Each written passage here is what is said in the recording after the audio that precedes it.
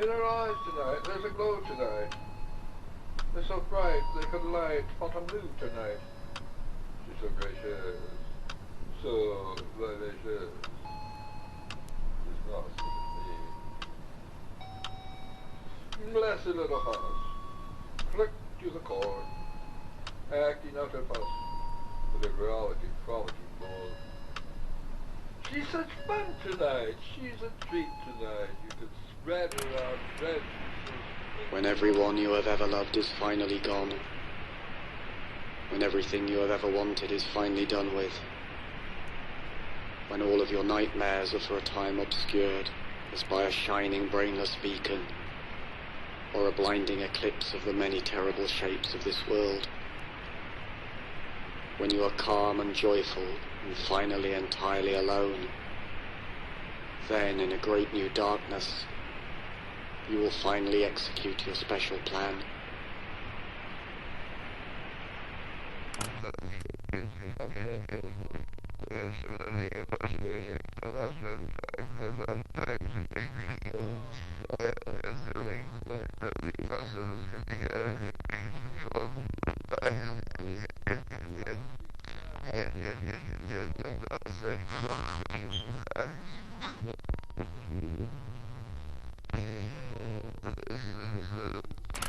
One needs to have a plan, someone said, who was turned away into the shadows, and who I had believed was sleeping or dead. Imagine, he said, all the flesh that is eaten, the teeth tearing into it, the tongue tasting its savour, and the hunger for that taste. Now take away that flesh, he said. Take away the teeth and the tongue, the taste and the hunger. Take away everything as it is. That was my plan, my own special plan for this world. I listened to these words, and yet I did not wonder if this creature whom I had thought sleeping or dead would ever approach his vision, even in his deepest dreams, or his most lasting death. Because I had heard of such plans, such visions, and I knew they did not see far enough. That what was demanded in the way of a plan needed to go beyond tongue and teeth and hunger and flesh, beyond the bones and the very dust of bones and the wind that would come to blow the dust away. And so I began to envision a darkness that was long before the dark of night, and a strangely shining light that owed nothing to the light of day.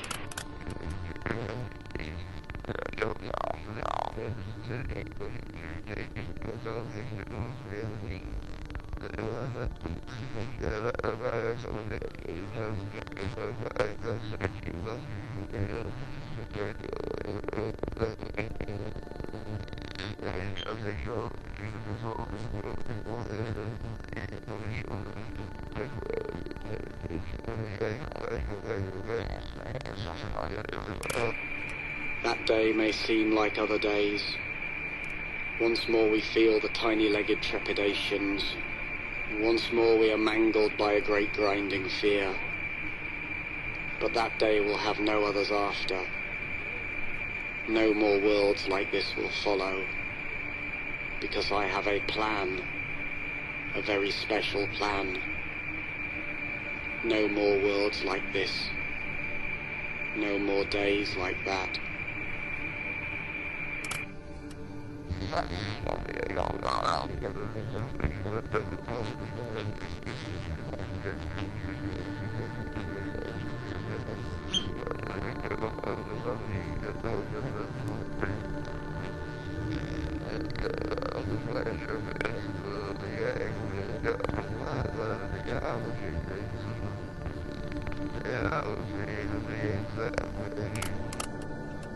There are but 4 ways to die, a sardonic spirit might have said to me.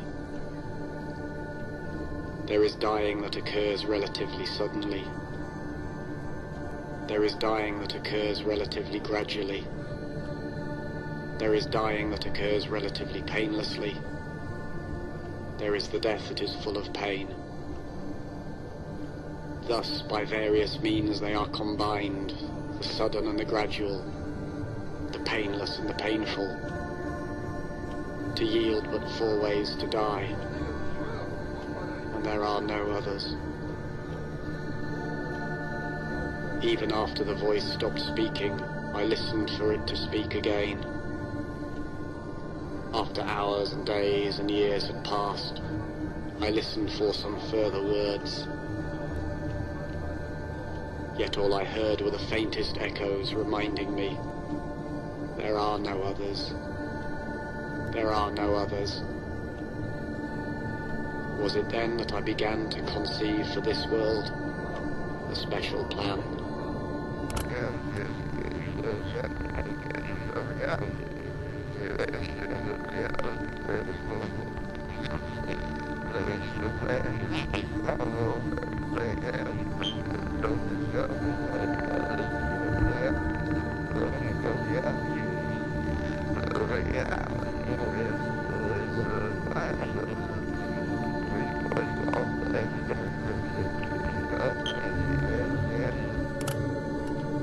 There are no means for escaping this world. It penetrates even into your sleep, and is its substance. You are caught in your own dreaming, where there is no space, and are held forever where there is no time. You can do nothing you are not told to do. There is no hope for escape from this dream that was never yours. The very words you speak are only its very words, and you talk like a traitor under its incessant torture.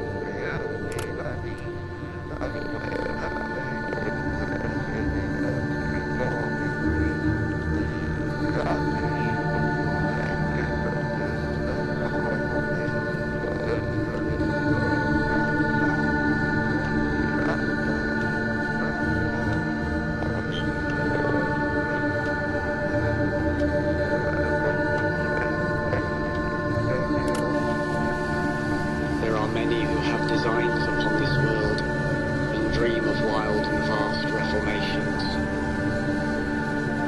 I have heard them talking in their sleep of elegant mutations and cunning annihilations. I have heard them whispering in the corners of crooked houses and in the alleys and narrow back streets of this crooked, creaking universe, which they, with their new designs, made straight and sound. But each of these new and ill-conceived designs is deranged in its heart, for they see this world as if it were alone and original, and not as only one of countless others whose nightmares all proceed, like a hideous garden grown from a single seed. Heard these dreamers talking in their sleep, and I stand waiting for them, as at the top of a darkened flight of stairs. They know nothing of me, and none of the secrets of my special plan, while I know every crooked, creaking step of theirs.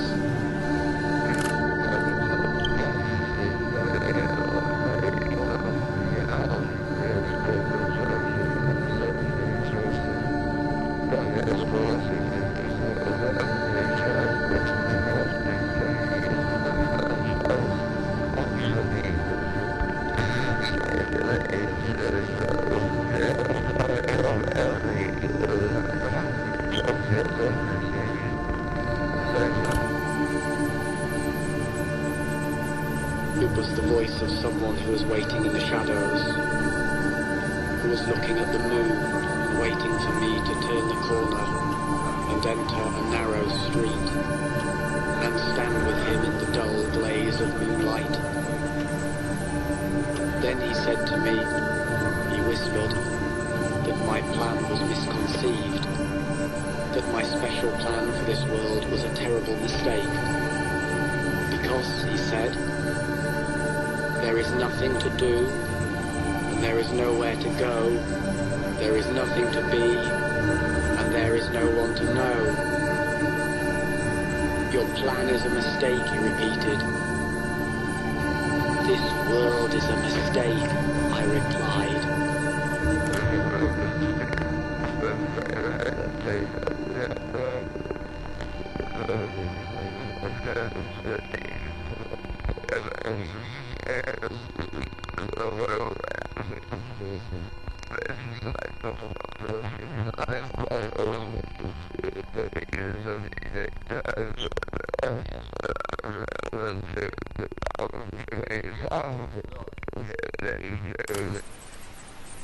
The children always followed him when they saw him hopping by. A funny walk, a funny man, a funny, funny, funny man. He made them laugh sometimes. He made them laugh, oh yes he did, he did, he did, he did, he did. Oh how he made them roll. One day he took them to a place he knew, a special place, and told them things about this world, this funny, funny, funny world, which made them laugh sometimes. He made them laugh, oh yes he did, he did, he did, he did, he did. Oh how he made them roll. Then the funny little man who made them laugh, sometimes he did, revealed to them his special plan, his very special funny plan, knowing they would understand and maybe laugh sometimes. He made them laugh, oh yes he did, he did, he did, he did, he did. Their eyes grew wide beneath their lids, and how he made them roll.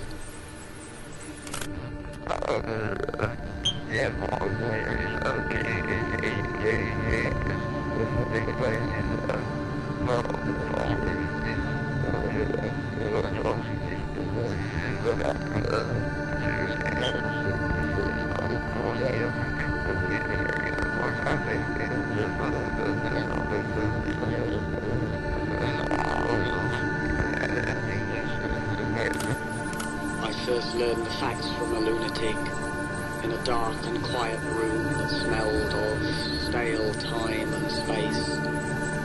There are no people, nothing at all like that. The human phenomenon is but the sum of densely coiled layers of illusion, each of which winds itself upon the supreme insanity that there are persons of any kind, when all there can be is mindless mirrors, laughing and screaming as they parade about in an endless dream.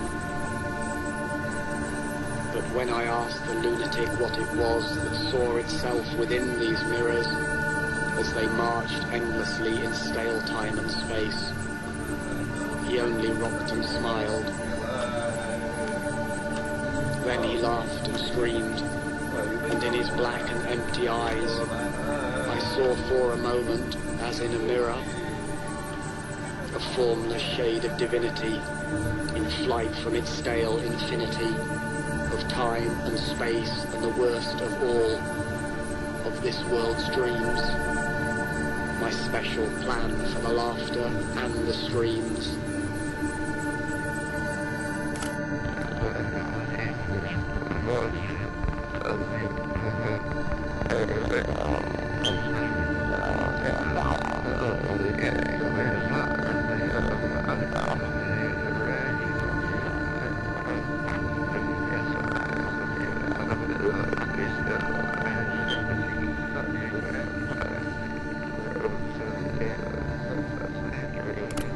We went to see some little show that was staged in an old shed past the edge of town, and in its beginnings all seemed well. The miniature curtained stage glowed in the darkness, while those dolls bounced along on their strings before our eyes, and in its beginnings all seemed well.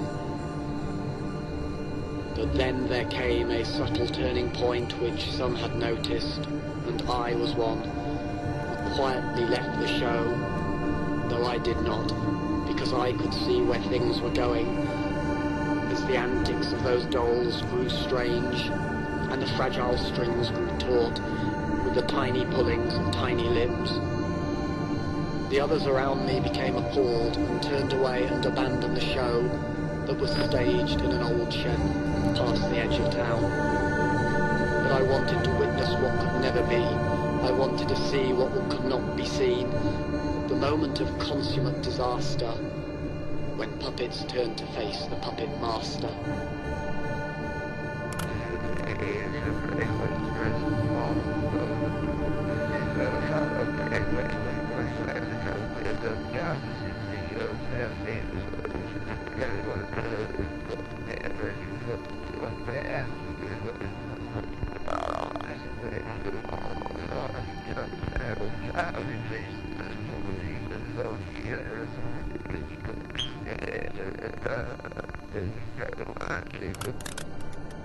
It was twilight, and I stood in the greyish haze of a vast, empty building, when the silence was enriched by a reverberant voice. All the things of this world, it said, are of but one essence, for which there are no words. This is the greater part, which has no beginning or end, and the one essence of this world, for which there can be no words, is but all the things of this world. This is the lesser part, which had a beginning and shall have an end, and for which words were conceived solely to speak of.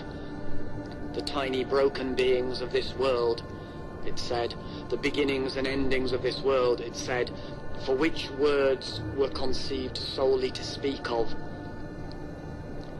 Now remove these words, and what remains, it asked me, as I stood in the twilight of that vast empty building. But I did not answer. The question echoed over and over, but I remained silent until the echoes died. And as twilight passed into evening, I felt my special plan, for which there are no words, moving towards a greater darkness.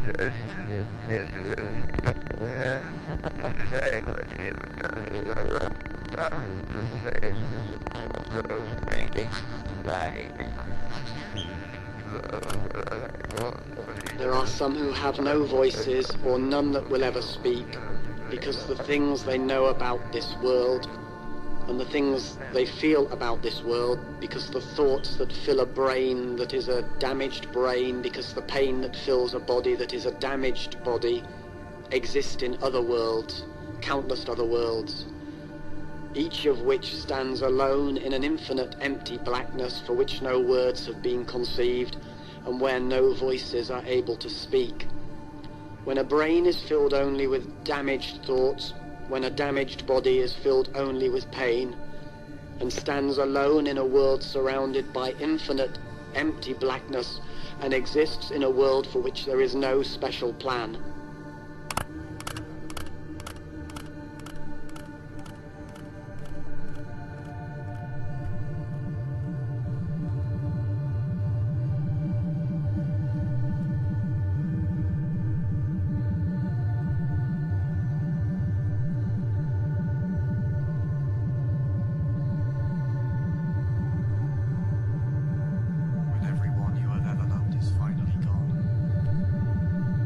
When everyone you have ever loved is finally gone, when everything you have ever wanted is finally done with, when all of your nightmares are for a time obscured as by a shining brainless beacon, or a blinding eclipse of the many terrible shapes of this world, when you are calm and joyful and finally entirely alone, then in a great new darkness, you will finally execute your special plan. When everyone you have ever loved is finally gone, when everything you have ever wanted is finally done with, when all of your nightmares for a time obscured as by a shining brainless beacon, or a blinding eclipse of the many terrible shapes of this world, when you are calm and joyful and finally entirely alone, then in a great new darkness, you will finally execute your special plan.